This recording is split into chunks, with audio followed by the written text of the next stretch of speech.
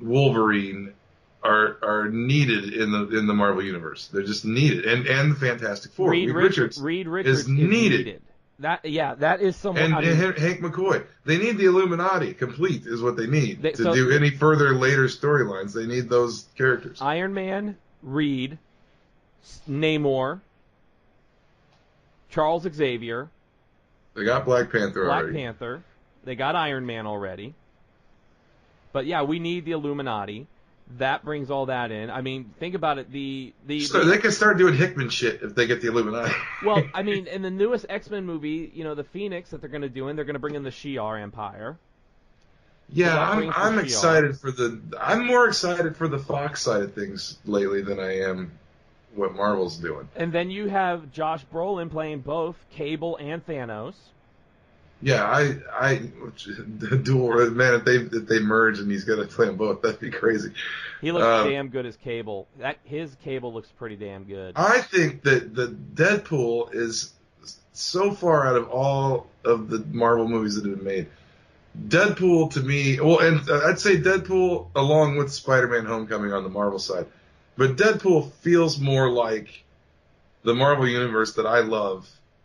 And the Marvel Universe I grew up reading my whole life. It feels more like that to me than any of the Marvel stuff.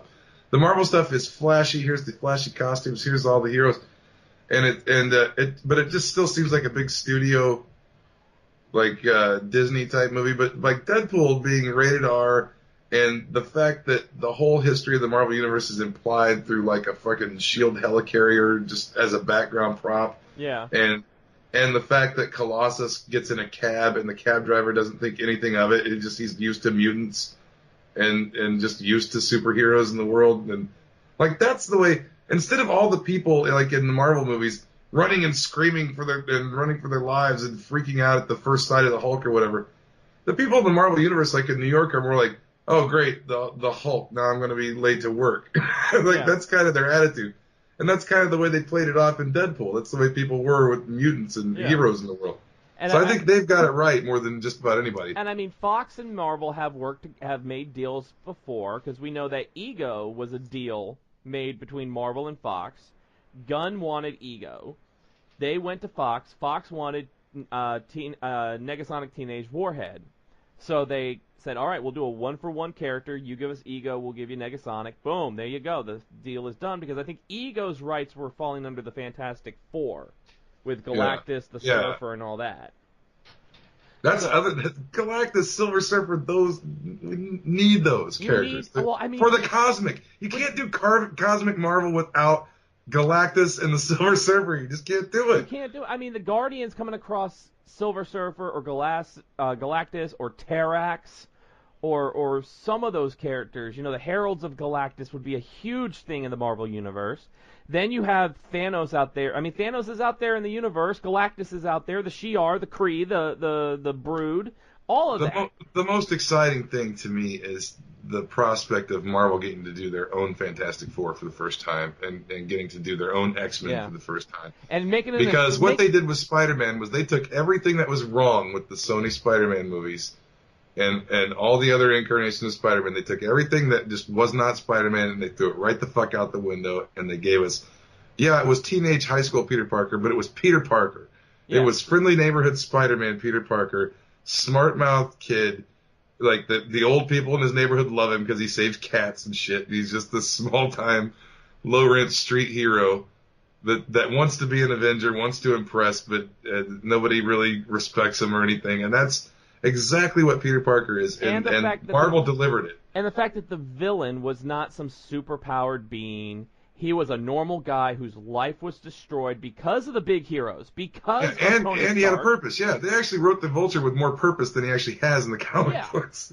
I mean, he had a good job. He was clean. He was working for the city. He had city contracts that was going to pay him. And Michael Keaton is just fucking great and everything.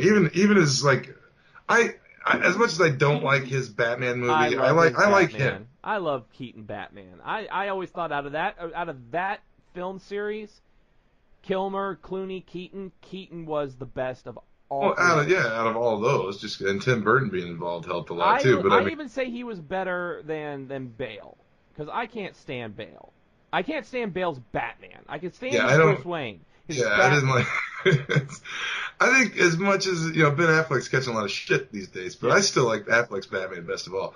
But Kevin Conroy and then Ben Affleck. Oh, definitely Kevin. The animated series they're never ever going to make a movie that's going to be as good as that animated series was. Did you see the trailer for Gotham by Gaslight?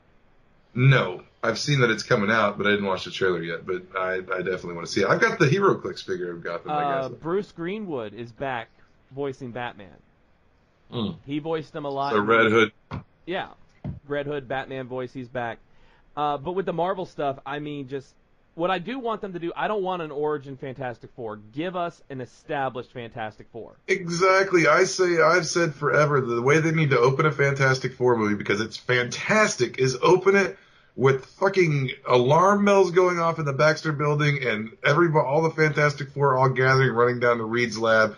And he's opening some portal to fucking the microverse or something, and he's all stretched all over the fucking lab with all different fucking shit blaring off, and just start the movie out like bam, like a punch in the face. This is the Fantastic Four. I mean, you could kind of do, like, in the opening credits, just show, like, newspaper clippings of, like, Richard's family, the Richards family goes into space, gamma radiation, and then boom, right into what you said. Well, yeah, like how they did the credits for all of them. They always kind of show a little bit of lead up to like how they became what they are in those credits. But do that, and then just blammo, hit me over the head with it right in the beginning, and it's got to be and do Doom right. Make it like here's what I want. I want that, and then Latvarian asshole. Well, snooty dude into voodoo.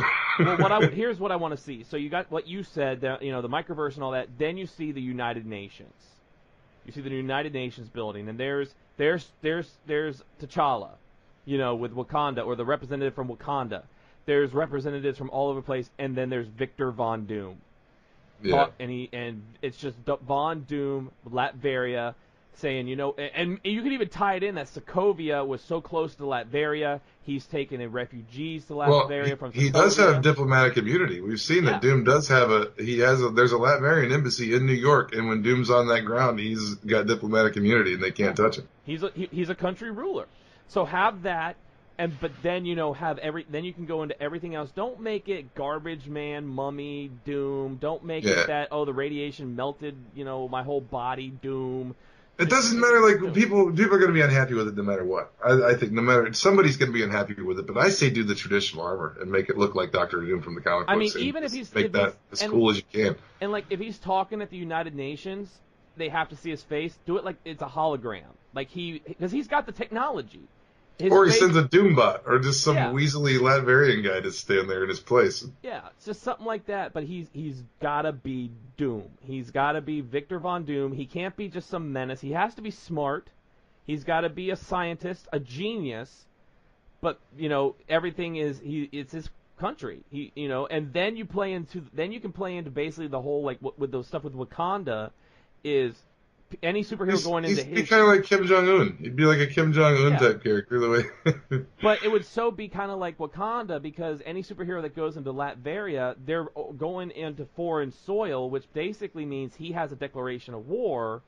I mean, there's so much you could do with that, and that's when you get Thing and a Wolverine and a Marvel 2-in-1. Yeah, man. See, if Disney can pull it off and they get back all the characters, they can do so many. They can do one-offs. They can do one-shot movies. They can do Marvel 2-in-1 movies. Do that. Everybody at this point, with all the Marvel movies for the last however many 10 years they've been coming out, everybody is pretty familiar with the Marvel Universe, and the kids now are growing up with the Marvel Universe and being told who all these people are. You're not going to need all these origin stories anymore. All you need to just start these movies out punching people in the face with heroes. And then like what I want to see, like you have that now. The series I would love to see, if they get all the rights and everything. One we've called it. We want it is Moon Knight. We want Moon Knight. And, well, it's sad because there was the prospect of that happening on Netflix. Well, hopefully if Disney does get their own streaming service up, we'll get that eventually. But that Moon Knight was one of the names being batted around back when they were talking about what could be next. A little nod to our buddy John Kroll. I would love another Blade series. Well, yeah, and I would like not only just Blade, I would Night like Stalkers. to do the Night Stalkers or one of those The team Midnight, ups with Hannibal King or Werewolf by Night. the Midnight Suns story arc. Do like the Midnight That Suns. exactly that one, or like just do a Marvel horror title where they can do the first season would be do like a Moon Knight season. Series, like an anthology do an anthology. Each season is a different character. Do Blade, do Ghost Rider, do Werewolf by Night, do Marvel's version of Frankenstein, do Dracula, Tomb of Dracula. And see, I was gonna say Ghost Rider, but I gotta preface it. Johnny Blaze, Ghost Rider. Yeah, and we know from Agents of S.H.I.E.L.D. they've said Johnny Blaze does exist in the Marvel Universe. So. And Johnny Blaze is a completely different, and this is something I did like in Legacy. Legacy had the Robbie Reyes Ghost Rider, and he did the penance stare, and he even said in there, "When did I learn how to do that?" Yeah. He's never been able to do that. That was weird. That was kind of cool. But Johnny Blaze Robbie Reyes isn't the spirit of vengeance. No, he's something else. He's not like Johnny Blaze. No, Blaze is the spirit of vengeance. Blaze he made a deal with Mephisto. Yeah. And which brings me to the other series I would love to have, which we could tie into Jessica Jones a little bit. I want Damon Hellstorm. I think they could do that too, and I think that could tie into Doctor Strange somehow. I was saying Jessica Jones because Trish Walker is Patsy Walker. Yeah, well, yeah, it's all connected, but I mean, yeah, they could do the Hellstrom storyline in the Marvel horror line of series. And I think that's where Marvel dropped the ball. Because you got Morbius. Morbius could be in there, and there was all kinds of occult shit throughout the 70s with Marvel, like all kinds of occult stuff. And you could bring Damon Hellstrom into that, Hellcat, all that shit. Satana, Blackheart. All of those guys, and I think that's where Marvel dropped the ball with Brother Voodoo. That's where I think Marvel dropped the ball with Agents of S.H.I.E.L.D. is they got too wrapped up on the Inhumans. They got way too fucking wrapped up on the Inhumans. Well, they had no X-Men. They had to fucking make the Inhumans the X-Men of Marvel, which is not right. They have that whole episode arc with Ghost Rider, but yet we don't get an episode arc where Nick Fury shows up and tells Coulson or whoever it's time to bring in the Howling Commandos, and everybody's thinking, but they're dead, World War II, and then boom, it's Werewolf by Night, it's the Living Mummy, Man-Thing. It's Man-Thing. And we know Man-Thing exists. They have in season 2 of Agents of S.H.I.E.L.D. they mentioned Man-Thing. Yeah. He exists, and with Thor Ragnarok, we know he exists because the Grand Master has an effigy of him on his freaking tower. Give me Man-Thing with Howard in it. Howard's got to do that whole first thing of Fear where Man-Thing, Howard, all of them have to go to that dimension because there's something going on in the nexus between all realities, and they have to save it. Well, there's also with the Fantastic Four, you got Franklin Richards who has a lot to do with Man-Thing too. So I mean, you could do. Franklin and Valeria are coming back, Chief. There's so much, and people say that the era of the superhero movies dying, and people are sick of it. Not if Marvel does what they could do. If they do what they could do, it would reinvigorate it and make it fucking awesome. If they stopped giving the writing over to Hollywood writers and let comic book fans write these movies, they would be epic. Well, that's what I think is good about the DC movies, is because they're having guys like Jeff Johns consult, and they're having the writers come in and look at what they're doing. But I mean, Legacy, man. Franklin and Valeria are coming back to the main universe, Chief. Which means Reed and Sue are coming, because they're not just going to let Franklin and Valeria run off into back to home. And that was so. Have you caught up on Spider-Man: The Fall of Peter Parker? No. Oh, him and Johnny Blaze go at it because. So after what happened with Doc with Hydra Ock, trying to steal all of the Parker Industries stuff, and Parker basically had to destroy everything. Yeah. He's liquidating all his assets to pay back everybody. And one of the things he's got to get rid of is the Baxter Building. And it pisses off Johnny. He goes, "Are you fucking kidding me? You promised me that this was always going to be the home of the Fantastic Four, and you're selling it. You're fucking selling it." And then